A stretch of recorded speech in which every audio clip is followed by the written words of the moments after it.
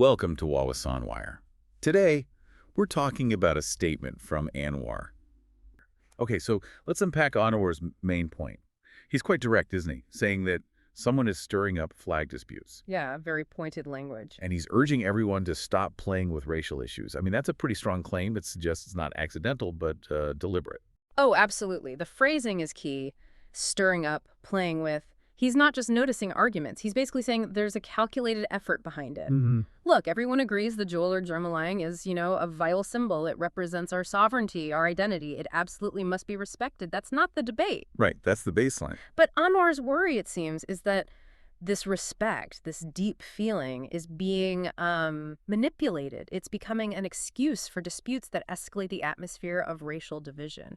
He's making a really important distinction, Between what exactly? between genuine love for the country, real patriotism, and cynically using these powerful symbols like the flag just to score political points, or worse, to actually stir up trouble between communities. So it's weaponizing pride. Precisely. It's not just about waving the flag, it's about using it as a weapon. He really drives this home, too, saying things like, sometimes when the country is peaceful, some people make baseless speculations, pick fights, want to argue over the flag issue. Everyone wants to argue, and some even deliberately raise the temperature of racial division. Yeah, I remember that quote. It paints a picture of, deliberate troublemaking when things are otherwise calm. And that observation tells you a lot about how Anwar sees the political environment, right?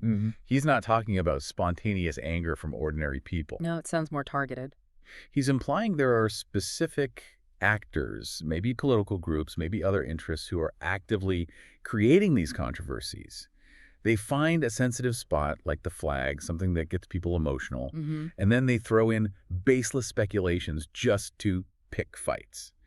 The aim isn't to solve anything. It's actually to divide. It suggests, a strategy to maybe destabilize things, which Anwar obviously sees as a huge threat to Malaysia's harmony and progress. So it's a warning.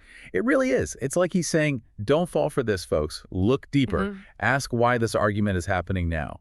Because it might just be serving someone else's agenda, not the country's. That definitely adds another layer.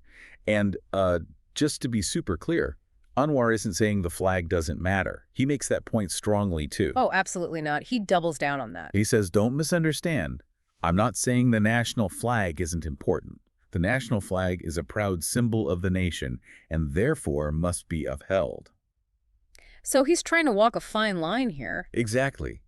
That's the nuance. He's reinforcing, look, the Jalur Gemilang is fundamental. It must be treated with respect and dignity, always. Right. He even said, the Jalur Gemilang remains a proud symbol, and if improper conduct occurs, reasonable action must still be taken. So there are consequences for genuine disrespect. Okay. But, and this is the critical bit he added, we must not arbitrarily assume everything is a given that is wrong. That's the balance. It's a call for judgment, for discernment. So don't jump to conclusions. Pretty much.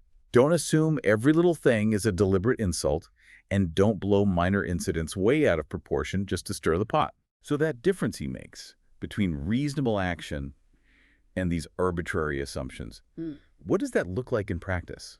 Especially thinking about, government offices or private companies where these things might crop up. Well, reasonable action seems pretty straightforward. If someone deliberately desecrates the flag, vandalizes it, shows clear, intentional disrespect, okay, there needs to be a response. A measured, legal, proportionate response. Makes sense. Firm but fair. Right.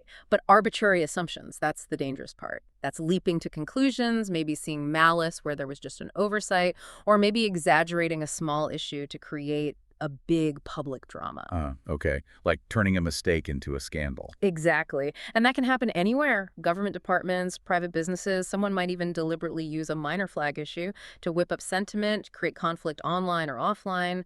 Anwar is warning against that kind of reaction. So investigate, understand, then act reasonably if needed. Don't just react emotionally or politically. Precisely. It's about protecting the flag's dignity, yes, but also protecting national unity from being fractured by manufactured outrage.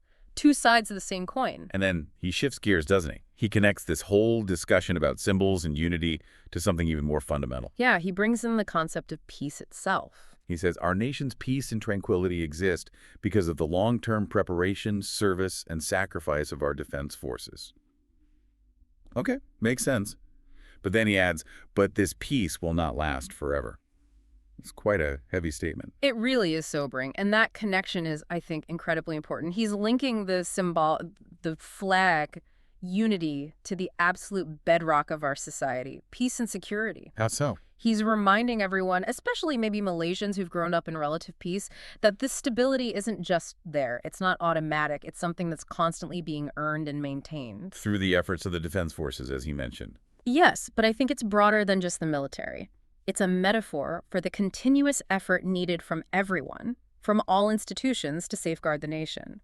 People can easily take peace for granted. True. So by highlighting its fragility, Anwar isn't just giving praise, he's expanding what we think of as national security. It's not just about guns and borders, it's also about internal cohesion. Because a divided nation is weaker. Exactly. A nation fighting internally, even over symbols, is vulnerable. He's basically pleading, don't undermine the peace we have, the peace so many worked hard for with these kinds of divisions. And to really drive that point home, he uses those regional examples. Very stark examples. Yeah, quite chilling, actually. He asks, who could predict war would break out between Thailand and Cambodia? Who could imagine the conflict in Myanmar continuing to this day? And then the kicker. When war breaks out, it can spread to Thailand, Bangladesh, and even Malaysia. He's talking about our immediate neighborhood. That's why it's so effective. He didn't pick examples from halfway across the world. He's pointing right next door. Thailand, Cambodia, Myanmar, these are real, ongoing situations close to home. So it's not some abstract threat. Not at all. He wants to make it crystal clear that peace is fragile and instability isn't contained by borders. When he says conflict can spread, he doesn't necessarily mean tanks rolling across the border tomorrow. Right, it could be other things. Could be refugee flows, economic shocks, extremist ideologies spilling over, things that can stress our own society, especially if we're already divided internally. So it links straight back to his initial point about racial division. Precisely. He's saying if we let ourselves get torn apart by these manufactured fights over flags or whatever else, we make ourselves weaker, more vulnerable to both internal and external shocks. It's a very pragmatic, almost stark call for unity as a form of self-preservation. Wow. Okay. So pulling it all together then, his final message seems to be this call for constant awareness, for vigilance. Yes. He hopes people must remain vigilant at all times, and crucially, not use peace as an excuse to gain illicit profits. That last part sounds like a direct warning. It absolutely is. It wraps everything up. It's a call for responsibility, not just from the government, but from everyone. Yeah. Leaders, citizens, institutions. What does remain vigilant mean in this context, do you think? It means being aware of these dynamics we've been talking about, questioning the motives behind sudden controversies, resisting knee-jerk reactions, not letting ourselves be easily manipulated by divisive rhetoric. And the illicit profits, what kind of profits? Could be anything, really. Political gain, certainly politicians stirring trouble to rally their base, media attention for those who thrive on outrage, maybe even financial gain in some roundabout way if instability benefits certain groups, or just the intangible profit of feeling powerful by creating discord. So basically, anyone exploiting divisions for their own benefit. Exactly. He's challenging anyone who would do that, weaponize symbols. Sow disunity to think about the bigger picture, about the peace they're potentially damaging. He's saying real leadership, real patriotism is about building unity, not exploiting divisions for personal gain. It really drives home that idea that peace, that unity, it's not just something the government hands down, it's something we all have to actively build and protect every day. It's a shared burden, a shared benefit. Yeah. Anwar Ibrahim's words are a powerful reminder, aren't they? That our national symbols, like the Jalur Gemilang, they hold immense power.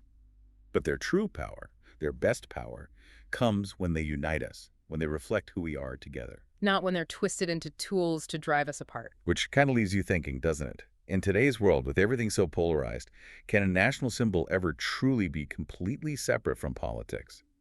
Or is its very power destined to make it a battleground, always needing conscious effort to keep it focused on unity? That's the million-dollar question, isn't it? Constant vigilance seems key. Food for thought. Remember to like and subscribe for more videos like this.